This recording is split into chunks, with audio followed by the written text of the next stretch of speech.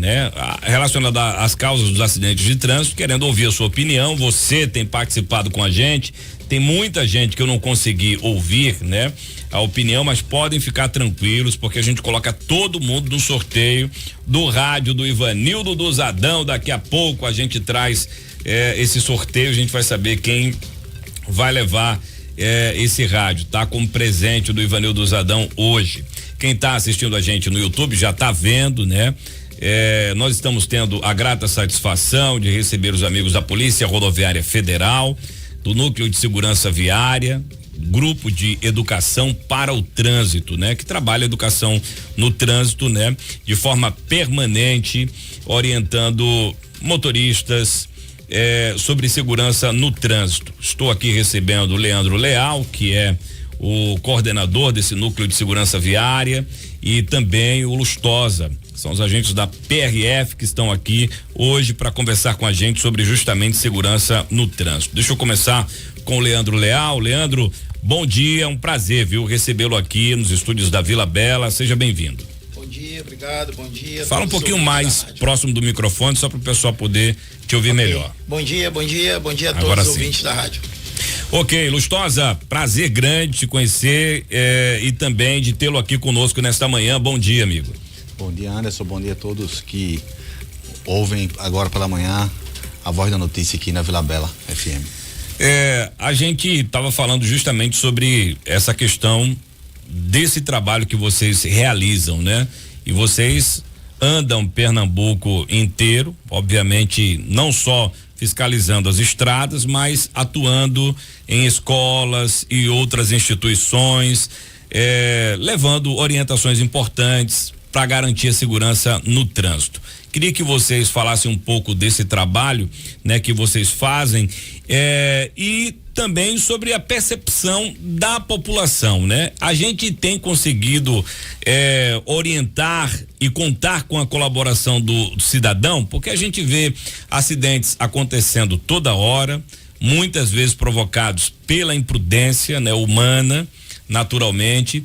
E ontem, curiosamente, a gente teve um acidente que aconteceu na BR-232 aqui no bairro da Cagepe, né? Nesse trecho urbano da BR-232 em Serra Talhada, e vitimando um jovem de apenas 23 anos. Eu digo que pelo horário em que o acidente ocorreu, porque esse trecho é um trecho de muita movimentação e quem quer cruzar a BR tem muita dificuldade durante o dia e nos horários de pico.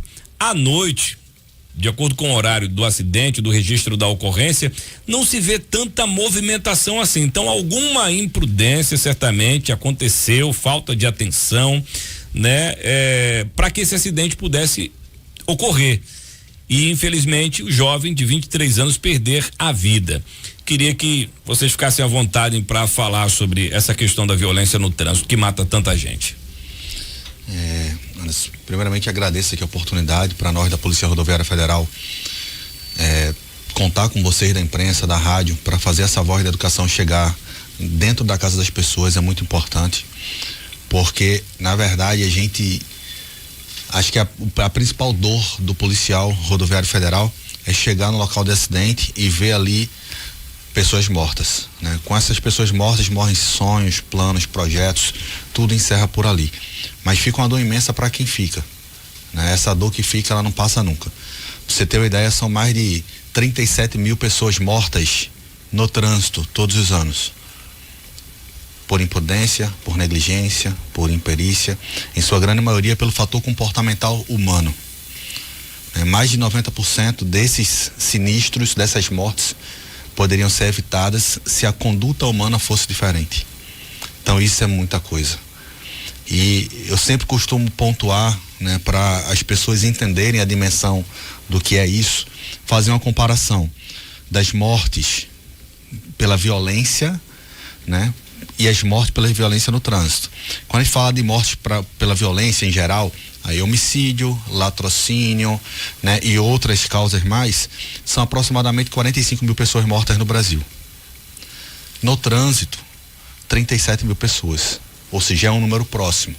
Só que tem mais dois detalhes. O primeiro, normalmente, as pessoas que morrem vítimas da violência, né, elas em sua maioria têm algum nível de relacionamento com as drogas.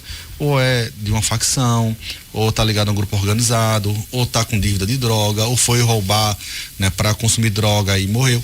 Enfim, em sua grande maioria, são pessoas que têm algum nível de envolvimento com o tráfico de drogas. Já as pessoas que morrem no trânsito são pessoas comuns. Pessoas feito você, feito eu, feito o ouvinte que está nos escutando agora, que está saindo de casa para trabalhar, que está saindo para estudar e que por algum fator comportamental humano não vai voltar para casa. Vai chegar só a notícia, né? Isso é o que dói, né? É por isso que a gente faz esse trabalho constante. E o pior, esse número ele está subnotificado. Por que está subnotificado, Lustosa? Porque só é considerado esses 37 mil mortos se morrer no local do acidente. Se for socorrido e morrer no caminho, na ambulância, ou se morrer no hospital, já não conta mais. Então esse número pode ser muito maior. E além dos homicídios, a gente tem também um número muito das mortes, perdão, a gente tem um número muito grande de pessoas que ficam sequeladas, né? Por consequência desses acidentes. São pessoas que têm pernas amputadas, que perdem a locomoção porque ficaram tetraplégico ou coisa parecida, e isso tudo gera também muito custo, né? No cuidado, na reabilitação, nas cirurgias para a saúde pública do país. Dinheiro que poderia estar sendo investido na prevenção do câncer ou no cuidado do câncer, né? Que não depende muito da gente, né? No sentido do dia a dia, como um acidente de trânsito depende da nossa educação. O câncer é algo que qualquer pessoa pode ser acometido de uma hora para outra, né? Sem poder fazer muita ingerência, ter o controle sobre ter ou não ter a doença. Então, isso faz também muita diferença, né? Dos investimentos públicos para cuidar desses acidentados. Total, você foi perfeito na sua análise, porque é algo muito global e está entrelaçado, né? Teve um acidente ontem, um sinistro, que o nome mais técnico hoje é sinistro. Nós estávamos fazendo uma operação, né, de conscientização, de segurança viária, né, de educação para o trânsito ali perto do SESC. Sim. E por volta das 18 horas a gente finalizou, né, quando a gente estava preparando para vir embora, teve um sinistro a menos de 500 metros do local. A menos de 500 metros, né, envolvendo justamente moto, que era o nosso foco. E aí eu fiz uma filmagem, né, não peguei a vítima, lógico, mas uma filmagem e postei no Instagram, né, que realmente é uma dor nossa. A gente quer reduzir essa violência, né, com relação ao sinistro de trânsito. E aí algumas pessoas, né, já disseram: eu acho bom. Eu acho bom porque esses motoqueiros andam assim, externou ali, né, um sentimento. Só que não sabe ele justamente isso que você falou, que quando uma pessoa se acidenta, né, sofre esse sinistro de trânsito, vai para o hospital, fica ali às vezes meses, todo mundo paga a conta, né? Dona Maria do sítio lá, que nem anda de moto, que só vem aqui no centro da cidade aqui, uma vez na semana para ir na feira, que normalmente é dia de sábado, não sei o que se aqui é sábado. Aqui é segunda-feira. Aqui é segunda, pronto. Vem aqui na feira na segunda. Se ela tiver uma cirurgia para fazer, uma cirurgia simples, e precisar de um leito, não tem um leito.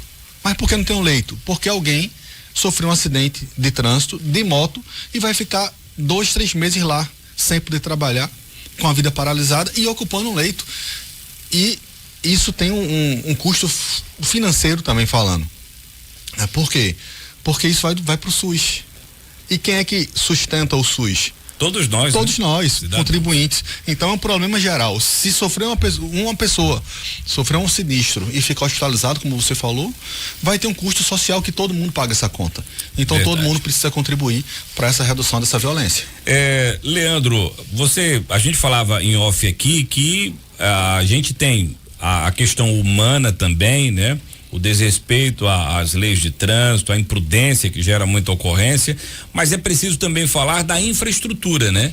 Que é preciso para que os motoristas, de modo geral, também possam ser favorecidos, né? Como iluminação pública também, citado por alguns ouvintes aqui, é um fator determinante para evitar alguns acidentes, principalmente noturnos, nessas BRs, né? Com certeza. O trânsito, ele é um sistema. E como todo sistema, ele é complexo. A gente não consegue isolar causas. Você tem fatores contribuintes, né? O principal deles, como já foi citado, é a gerência que o homem tem sobre a máquina. É muito interessante a gente falar sobre trânsito e pensar no automóvel, na motocicleta, que são equipamentos, são máquinas, mas que já estão tão naturalizadas, né, que a gente já não pensa mais no automóvel como a gente pensa, por exemplo, numa empilhadeira ou num avião. Alguém aqui imagina entrar num avião cujo piloto não seja habilitado para pilotar? Ou alguém imagina aqui uma pessoa pilotando, dirigindo uma empilhadeira, um trator e não tem habilidade para fazer aquilo? Mas a gente naturaliza que uma moto, um automóvel seja guiado sem a habilitação necessária. Quando eu falo habilitação, não é necessariamente a carteira de motorista, é a habilidade para guiar, né? E aí a infraestrutura entra onde nisso? A infraestrutura, ela vai balizar o trânsito e ela vai também minimizar as consequências de um sinistro. Porque existem sinistros que, por mais que o motorista seja hábil e que a máquina esteja manutenida, mas eles podem acontecer, um estouro de um pneu, um animal que atravessa a pista. Só que a nossa infraestrutura hoje, ela ainda é muito antiga. A BR-232 aqui, ela provavelmente também foi construída na época do regime militar, né? Então, uma rodovia que foi calculada por um volume de veículos. A cidade, à época que ela foi construída, tinha uma estrutura tal, ela provavelmente passava mais longe dos centros urbanos, e a infraestrutura não vem sendo modernizada. Sinalização, iluminação, tá? A própria largura da rodovia, se tem via lateral, se não tem via lateral, né? Pode, se não evitar, mas minimizar a consequência dos sinistros. A gente tem na segurança viária, que hoje a segurança viária ela deixou de ser um problema de segurança de trânsito e passou a ser, como já está sendo falado aqui, um problema de saúde pública, né? A PRF, eu não vou saber precisar o ano, mas há uns 10 anos fez um estudo e levou ao Congresso Nacional esse debate, e que a nossa ação à época economizava aos cofres públicos 2 bilhões de reais com os sinistros que a gente evitava. E o custo dos sinistros não evitados era gigante. E a infraestrutura auxilia nisso. Existe um estudo da ONU, na verdade, existe um programa da ONU que é o chamado Visão Zero, que é o zero acidente. Que mesmo aquele que não pode ser evitado, você tem uma infraestrutura na rodovia que vai minimizar essa consequência. A gente já tem alguma coisa, são os guarda-reios, né? São as marcas de canalização. Algumas rodovias têm áreas de escape, caso o veículo perca o freio para o caminhoneiro conseguir sair de pista sem tombar o veículo.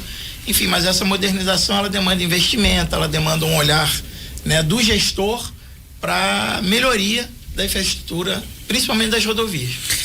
Quando vocês falam sobre início, né, do período de uma fiscalização maior, que em virtude de uma época do ano, né, de um feriadão ou de uma Semana Santa ou coisa parecida, no balanço dessas operações, eu fico ainda impressionado em ver que o número de notificações, por exemplo, de pessoas que não estavam utilizando, foram flagradas por não utilizarem o cinto de segurança ou o capacete, que são equipamentos de uso obrigatório, são enormes. E eu fico imaginando, em pleno século XXI, quando se tem comprovação estatística, né, da probabilidade menor de morrer quando se está utilizando um equipamento de segurança como esse e se envolve num acidente, como é que as pessoas ainda não insistem em não usar esses equipamentos, né? A cadeirinha do bebê, eu vejo que é outra situação que gera muitas notificações também por parte da PRF.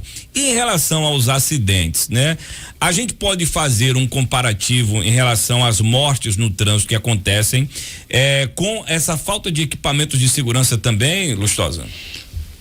Podemos fazer, sim, porque todos esses equipamentos são equipamentos que visam prevenir, né, um dano maior. Por exemplo, qual é a finalidade do capacete? Caso você caia, né, você não bata a cabeça, né, e não tenha uma lesão grave. O cinto de segurança caso tenha um sinistro, que você não seja projetado para fora do carro. E é a mesma ideia dos dispositivos de segurança para crianças, né? O objetivo é sempre, né, como pegando um gancho aqui do que Léo falou, é sempre salvar vidas. Então, quando a gente faz a fiscalização preventiva, ou quando a gente faz o trabalho preventivo ou a fiscalização, a gente está querendo salvar vidas. Quando as empresas, né, fabricantes de automóveis, elas preveem esse tipo de equipamento, né, está pensando em salvar vidas. Quando a legislação trata da obrigatoriedade desses equipamentos, é também para salvar vidas. E aí é onde eu falo com relação ao fator comportamental humano. Se as pessoas entenderem, né, que aquilo ali, né, tem um custo para se comprar um assento de elevação? Tem. Mas qual é o custo maior? É o custo da vida de um filho ou aquele valor, aquele dinheiro que você vai pagar para ter aquele equipamento no seu carro, né? O que é que custa você afivelar o capacete corretamente, em vez de estar colocando ele na testa, como muita gente usa? O que é que custa você só puxar o cinto de segurança e afivelar ele no carro? Então são atitudes às vezes muito simples, que não tem custo nenhum, né? E que é realmente, como você falou, a questão da teimosia, da insistência no erro, né? A gente fala muito a questão do conhecimento, habilidades e atitudes. Quando a pessoa vai tirar a carteira de habilitação, ela recebe o conhecimento básico sobre o que é um veículo, sobre regras de circulação e conduta, né? Quando ela vai para aula prática, ela começa a ter um nível de habilidade ali. Daqui a pouco eu quero, inclusive, a opinião de vocês, se sentirem à vontade para comentar esse assunto, é a questão da mudança, né? Para tirar a carteira de habilitação, né? Hoje já não se precisa mais de autoescola como era antigamente, e também a exigência da baliza, né? Que também deixou de ser obrigatório. Queria que vocês pudessem opinar se isso colabora ou não com a segurança do trânsito. Agora, antes, o empresário Wellington Bezerra está dizendo aqui que em Serra Talhada, infelizmente, tem muitas entradas mal definidas, né, para a cidade, obrigando o motorista a fazer algumas conversões erradas para a esquerda. E aí eu acho que ele atrela isso a essa questão da infraestrutura que a gente estava falando agora, que é necessário ter para evitar também a ocorrência de acidentes. Outro empresário, meu amigo Rosildo, está dizendo aqui o seguinte: pode perguntar para os agentes da PRF se tem algum projeto para remover a sede para outro local da BR, porque a sede já se encontra dentro do perímetro urbano. Não sei se é da alçada deles, mas daqui a pouco eles vão falar sobre isso. O Gregório Ferraz, empresário da Desfile Calçados, está aqui mandando um abraço, né? Um abraço para vocês que estão participando aqui da entrevista. O vereador Pinheiro do São Miguel dizendo um abraço aos amigos da PRF que fazem um trabalho importante. E o que eles estão falando aí é verdade, também falta consciência de alguns condutores. Obrigado, Pinheiro do São Miguel, pela participação. Fique à vontade então para responder aqui essas perguntas, né, sobre a questão perdão, dessas conversões à esquerda que são proibidas, porque eu acho que a única entrada que a gente tem com conversão adequada, com acesso adequado, é em frente ao posto São Cristóvão, onde o motorista ele sai para a pista auxiliar para passar embaixo do viaduto e pegar a entrada da cidade pela Afonso Magalhães. O restante é tudo irregular, com proibição de conversão à esquerda. Queria que vocês falassem sobre isso também, pelo tamanho de serra, né? E por essas entradas aí sem sinalização. Bem, quando não há sinalização, qual é o procedimento correto de fazer a conversão à esquerda? Em rodovias não sinalizadas, né, por exemplo, ali depois do Sesc, tem um posto de combustível à esquerda. O condutor está vindo sentido Salgueiro, né, ele quer acessar o posto de combustível. Qual o procedimento a ser feito? Não tem sinalização ali. Então ele precisa sinalizar para a direita, para o acostamento, aguardar no acostamento, do lado direito, do lado da via que ele estava conduzindo, aguardar o momento que não vier carro nos dois sentidos para cruzar a via para o sentido oposto. Esse é o padrão, isso é o que estabelece o próprio código de trânsito. O que é que se vê, né, com frequência? A pessoa está vindo, quer acessar a esquerda, ela vai e cruza. Entra de uma vez. Né? Entra de uma vez. E aí no outro sentido vem um veículo, né, por exemplo, o de ontem, né, uma motocicleta, vinha numa velocidade talvez ali incompatível também com a velocidade da via, e aí junta uma causa com a outra. Alguém que estava fazendo uma conversão irregular com alguém que estava com uma velocidade, né, não condizente para aquele momento na via, né? Então pode-se melhorar a infraestrutura, deve-se melhorar a infraestrutura, mas tem fatores humanos que minimizam isso. Eu digo sempre às pessoas da família, por exemplo, não adianta no cruzamento por dentro de cidades muito cuidado, muita atenção, porque geralmente você vai encontrar animais cruzando a pista, como cachorro e tudo mais. Você vai encontrar um motociclista irresponsável tentando cruzar de um lado para o outro a BR. Nas áreas mais urbanas ainda, você vai encontrar o pedestre também cruzando a estrada. E aí existe muita dúvida em relação à velocidade para esse perímetro urbano. Qual é de fato a velocidade para esses perímetros urbanos dessas cidades, Léo? A velocidade, ela é estabelecida através de estudos, e aí, em geral, varia? Muito relacionada à infraestrutura, varia. Então, porque a gente não encontra placas de sinalização de velocidade nesses trechos de cidades. Exatamente onde eu ia chegar. O que acontece? A velocidade, ela em geral, é calculada pela estrutura da via e pelo fluxo de veículos. Então, nas vias rurais, o que a CTB estabelece? Pista simples máximo de 100, pista dupla máximo de 110. O que é a via rural? É aquela onde você não tem construções no entorno. Onde há construção no entorno, onde há via urbano, chamado perímetro urbano, você tem reduções de velocidade. E aí a redução de velocidade também vai variar de acordo com a infraestrutura. Quem é que estabelece a velocidade no trecho? É o órgão com circunscrição sobre a via. No caso das rodovias federais, é o DENIT. É o DENIT que é responsável por sinalizar, é o DENIT que é responsável por fazer o cálculo de velocidade daquele ponto.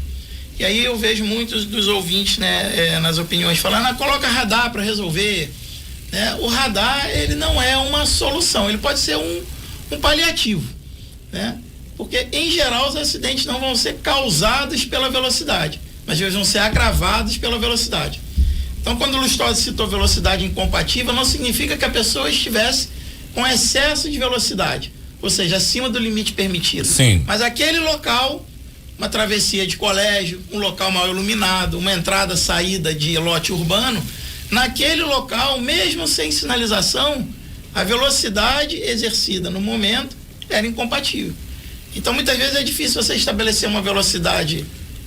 É 40. É 40 em determinada situação. Porque eu fico imaginando o seguinte, que até a dificuldade para vocês, agentes da PRF, para notificar. Porque, por exemplo, se nesse trecho urbano de Serra Talhada não existe uma placa informando ao cidadão que a velocidade máxima permitida é de 50 km por hora. Em geral é isso aí, 40, 50 por hora. Então, para vocês, se estiver acima desse patamar, ok. Mas se estiver entre 40 e 50, como é que vocês fazem para notificar? Se não existe sinalização, placa de sinalização. Não é, hoje, pela resolução 798, que regulamenta a fiscalização de velocidade, não é permitido fazer fiscalização de velocidade em locais não sinalizados. Entendi. No local não sinalizado, a gente só consegue fiscalizar o teto da velocidade, que é aquele que o cidadão não tem ultrapassou demais, né? Não tem como negar que estava acima da velocidade. Para rodovia de modo geral, eu vi você falando agora sobre 110 e 100 quilômetros, né? E explicando as localidades.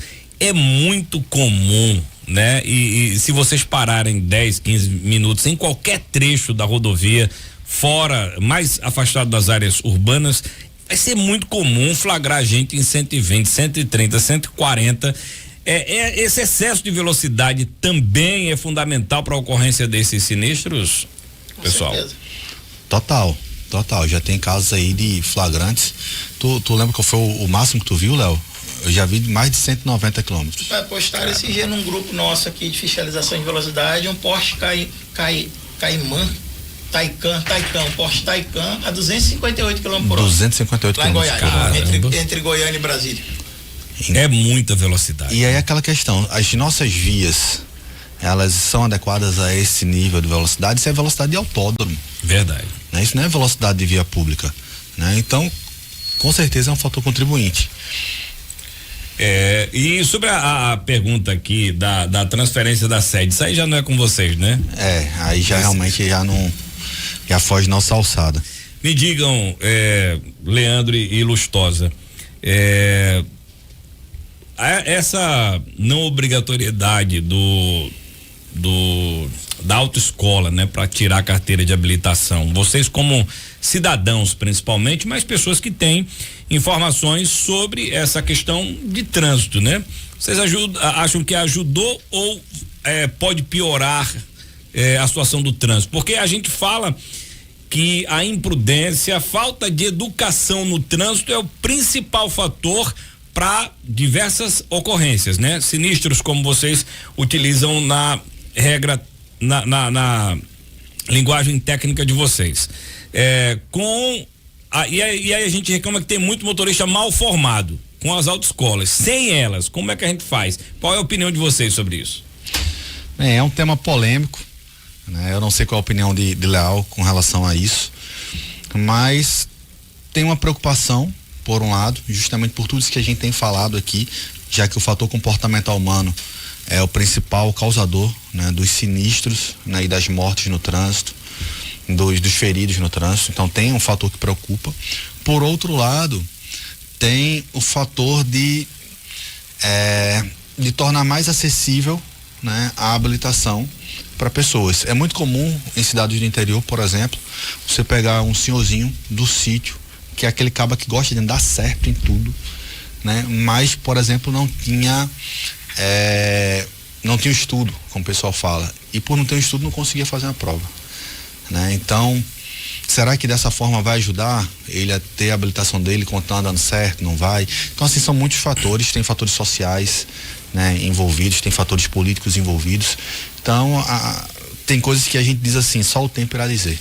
A gente vai precisar de um tempo para analisar se essa medida ela foi adequada ou não, de acordo com a curva de sinistros dos próximos anos.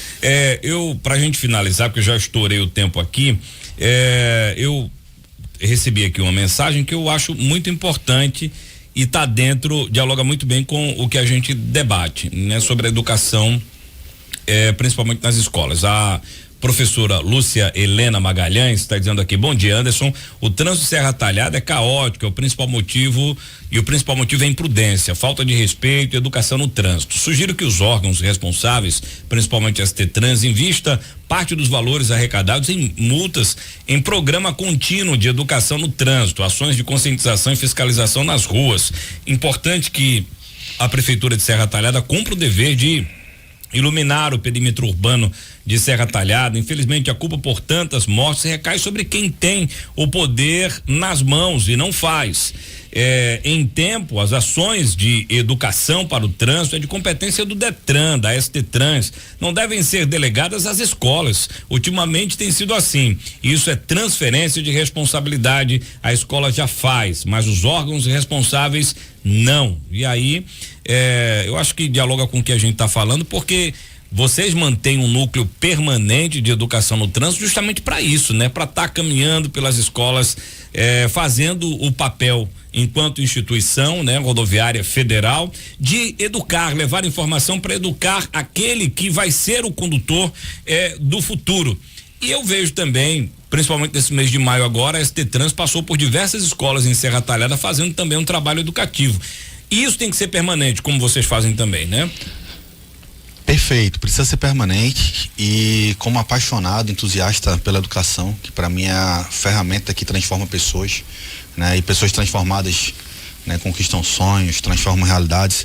Para mim a educação, ela resolve, né? Ela pode ser uma ferramenta de resolução de muitos problemas, né? Inclusive do trânsito. Eu falo muito que a gente precisa de educação para a vida, né? E não só para o trânsito. Perfeito. A gente vê que muitas coisas a gente poderia resolver se tivesse um pouco mais de responsabilidade, um pouco mais de prudência, um pouco mais de cabeça fria, né? E muitas coisas seriam resolvidas, né? Um pouco mais de disciplina consciente, de você fazer o que é certo, independente de alguém estar te fiscalizando ou não. Fazer o certo simplesmente pelo fato de ser o que é certo, de ser certo, e não terceirizar a responsabilidade para ninguém.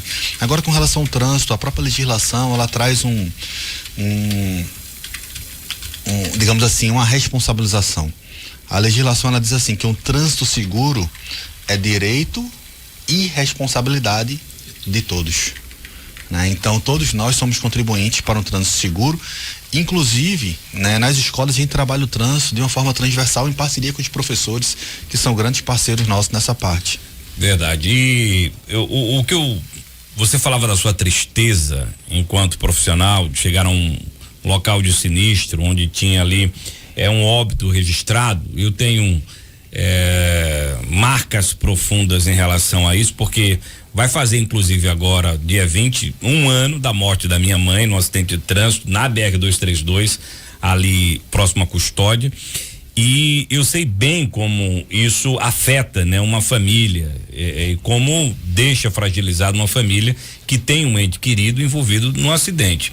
E o que me deixa mais triste ainda nessas ocorrências é que às vezes, né, uma família que vem ali na Santa Paz para se divertir, para viajar, para um reencontro, e aí uma pessoa irresponsável por estar embriagada ou coisa parecida acaba provocando um acidente. Às vezes essa pessoa nem sofre nada, e quem vinha certo ali direitinho acaba pagando um preço muito alto, né, que não devia, né? Não foi o caso, mas isso é muito comum a gente ver, né? Na maioria das vezes, pessoas embriagadas assumem aí o volante de forma irresponsável, provocam acidentes, matam pessoas. E elas, né, assim, vão tirar uma cadeia muito pouco para quem comete acidentes, principalmente com mortes no trânsito, né, no Brasil, e fica aquele sentimento de dor, de revolta, de tudo no mundo, né, um conjunto de fatores. Concordo contigo, Anderson, assim, meus sentimentos, né, pela sua mãe. Eu também sinto muito essa dor, porque eu também fui vítima de sinistro de trânsito e quase fiquei tetraplégico, né, numa viatura da PRF, com todas as regras de trânsito sendo respeitadas, em baixa velocidade, mas tinha óleo na pista, né? Então, assim, foi algo que fiquei quase 6 meses sem meu braço mexer, em reabilitação. Então, isso é o que a gente vive, e a gente não deseja isso para ninguém, né? Outra coisa que deixa a gente muito triste é dizer, a PRF tá aí, o Detran tá aí, para atrasar a vida do cidadão. Não, a gente não tá aí. Isso aí é uma terceirização da responsabilidade, né? Quem opta por andar errado sabe, né, o que tá fazendo. Ninguém deixa de, digamos assim, de pagar sua luz, sua água, e depois a culpa é do órgão da Compesa ou da Neoenergia, no caso de Pernambuco, né? É porque você deixou de pagar. É claro que a gente sabe que às vezes tem um aperto aqui, um aperto ali, mas a gente tem que eleger prioridades, né? E andar certo no trânsito é uma prioridade que pode custar a sua vida. A Carla Moura está dizendo aqui, verdade, Anderson, isso também aconteceu com um tio meu, tudo por conta de embriaguez no trânsito. Obrigado, amiga. Amigos, eu quero agradecer a participação de vocês aqui, o Lustosa e também o Leandro Leal, do Núcleo de Segurança Viária, o Grupo de Educação para o Trânsito da Polícia Rodoviária Federal, né, que passou por Serra Talhada, fizeram algumas ações ontem e hoje vocês já estão indo para Salgueiro, né? Isso, estamos indo para Salgueiro, vamos dar continuidade a essas ações em Salgueiro, Petrolina, Caruaru, finalizando para depois retornar para o E tem um núcleo permanente aqui, o Leandro falou, né? De educação no trânsito. Toda a delegacia tem o seu grupo de educação para o trânsito, portariado permanente, fazendo ações nos trechos, né, que são pertinentes a cada descentralizada da PRF. Então agradeço a participação de vocês aqui, um bom dia de trabalho e que a gente possa educar mais as pessoas, né, para um trânsito mais seguro. Igualmente. Obrigado, Anderson, e aproveito para mandar um abraço. Você está sendo ouvido lá no Recife, né, pelo inspetor Luciano Lemos, inspetor Pedro Cavalcante e o nosso chefe da educação para o trânsito em Pernambuco, o inspetor Luiz Ribeiro. Um abraço para todos eles, muito obrigado pela audiência. O rádio tá saindo para Cícera Magalhães, do bairro da Caxixola. Alô, Cícera Magalhães, você ganhou o rádio, pode vir buscar. Um abraço. Rádio Vila Bela FM 94,3. ZYT 556. Uma rádio do Sistema Fênix de Comunicação e Cultura. Praça Sérgio Magalhães, Centro Serra Talhada, Pernambuco. Acesse nosso site vilabelafm.com.br. Diretor Executivo